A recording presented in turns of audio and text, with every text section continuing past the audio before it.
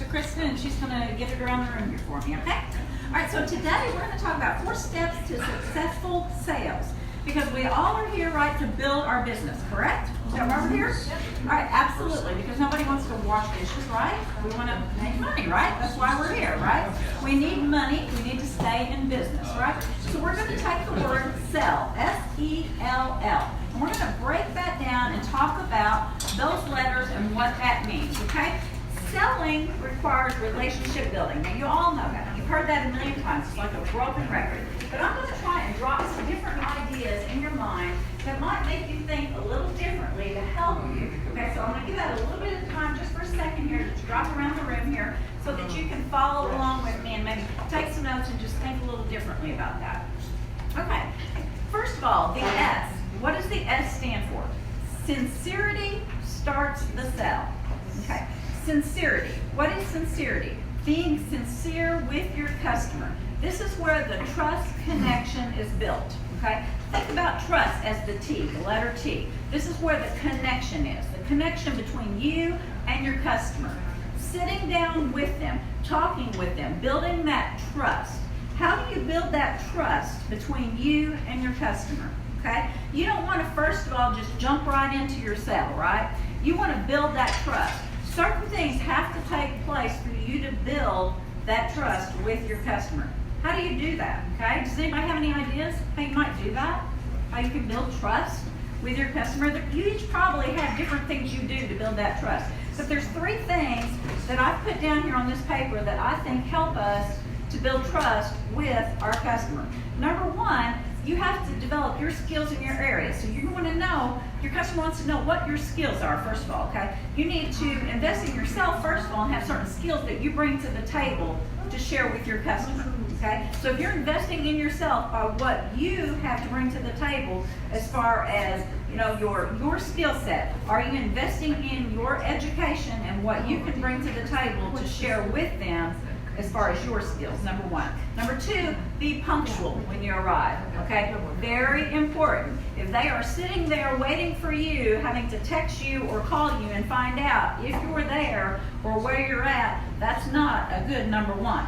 Because the project may not be completed on time, okay? If they're waiting, if it's a project that is a timely thing that they're waiting for you to get done, maybe if you're in the, you know, a business where it's something, maybe if it's a remodel job, or maybe I'm in publishing, so if it's a publishing job, something like that, and it's got a timeline or a deadline, and you're late for the meeting, their first sign is going to be, they may not get this done on time for me. So punctuality is very important, okay? That's going to show them the trust connection there, whether or not they can trust you, okay? So not a good thing.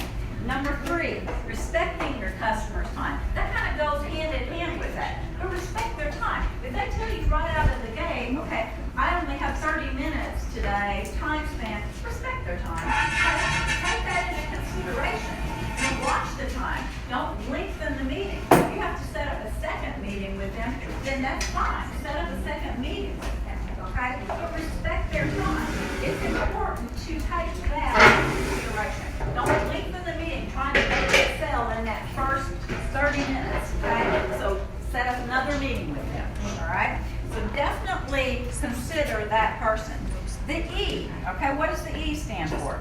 Effort keeps that in motion. Okay? The effort that you're going to put in this. Follow up with your client. Follow up with cards, phone calls, etc. Okay? And this is important. Give it a day or 2, but then follow up with them. Be proactive in this. Don't let it delay and delay and delay. Don't make them chase you. Okay? Follow up with them. They want to know you care. Okay? They want to know they're not just another number. They want to know that you're important. They're important, rather. Okay? So follow up with them. Also, keep your appointments. I'm going to share an example with you. Okay? And this is a very important example. This is actually an actual story. Okay? So let's say, for instance, you had set up a couple time slots for meetings. Okay? So maybe you had a 1 o'clock and you had a 3 o'clock. And you've invited some people to these particular meetings where you are promoting something. Okay? And you had 10 people show up, 10 people sign up for that 1 o'clock meeting. And you had 1 person sign up for that 3 o'clock meeting. All right? for that 1 o'clock meeting, you decided, okay, well, that's great. I've got 10 people showing up for that one, so I'm going to definitely do that one. You call that other person for that 3 o'clock and you say, well, we're going to cancel that 3 o'clock meeting. I'll get with you one day next week. Is that a good idea? No. What's that tell that person? That they're not important. Exactly. That they're not important. What's even worse, what if you don't follow up with them the next week? What if they don't hear from you at all? This actually happened, okay? This was an actual story. That one person was not important at all, were they? And what's even worse, what if you told that person, I really think that you would benefit from this, and I feel like you're a person I really needed to reach out to. That told them that they didn't think that at all about you. They were just a number, okay? So that one person may be the very person that would have been the person that might have been the return customer again and again and again and again. Another example for you, and this is an actual story from Indiana. This happened in Indiana. There was a farmer who actually walked into this place, and this farmer, he had overalls on, and he'd come out of the field, and he was dirty, and he looked really, really rough, and he came into this business, and he said, I need to buy 5 grain trucks. How many have heard this story? Anybody heard this story? Okay. All right. He wanted to buy 5 grain trucks, and he said, I need to buy these 5 grain trucks. And he told the salesman, and the salesman just looked at him. He said, you can't afford these 5 grain trucks. And he said, well, I really need these. He said, I've got to buy these trucks. And so he turned around and he walked out. He went across to another dealership. He bought 5 grain trucks. He came back over, and he got that salesman, and he said, I want you to look at those trucks out there. And he said, I see them. And he said, I just bought those 5 grain trucks. He wanted that salesman to see that he had purchased those 5 grain trucks. What's the moral of that story? Is that we don't judge that one person, right? Because they may be your return business, all right? Everyone is important. That one person, don't count them out. Okay, the 99 are important, but so is the one. Don't leave the one out. Everybody's important, okay? So people are important. Ralph Waldo Emerson says, distrust is very expensive. Don't break down the trust of your customers. Effort keeps it in motion. E. L, listening directs the need. Listen more to learn than you do to respond. Okay? So if you listen to your customers more to learn what they need than to just respond. Sometimes we listen, I think, just to respond. We listen so that we can just make a response. Listen so that you can learn. Okay? Sometimes we're so quick, so we've got it on the tip of our tongue. We're ready to respond, aren't we? We do that. We know what our next word's going to be. Our next word, we're waiting just so somebody will be quiet so we can say something, right? We do this. I know we do, because I do it, okay? Sometimes we do this. We've got to be quiet. We've got to listen, really listen to what somebody's saying, because we will learn what the need is. If we can learn what the need is, then we can direct the sale, okay? That's important. So listen to find out what the need is.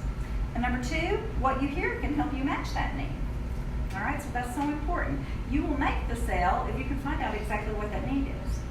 And the last L in sell is language locks in the deal. Now it's time to speak. Now it's time for you to say something to lock in that deal. Be honest about how you feel. Now, have you ever met somebody where you're just, you're agreeing, you want so bad to make a good impression, or you want to make that deal that you're just like, oh yeah, and you know that they don't agree with everything you're saying, but they're just yes. You want somebody that's real and honest, okay?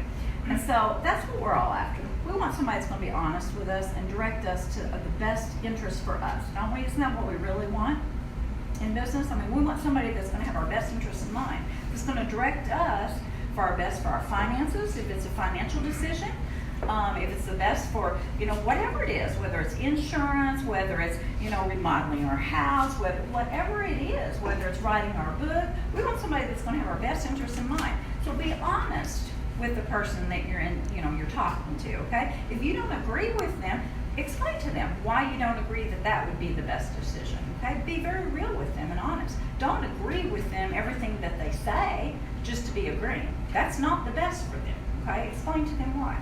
Number 2, don't make promises you can't keep, because that's going to come out. If you make a promise that you can't keep, it's going to show in the end, okay? And they're not going to be a repeat customer. So if you want to seal the deal, these are things you can do to SELL, sell, okay? Awesome.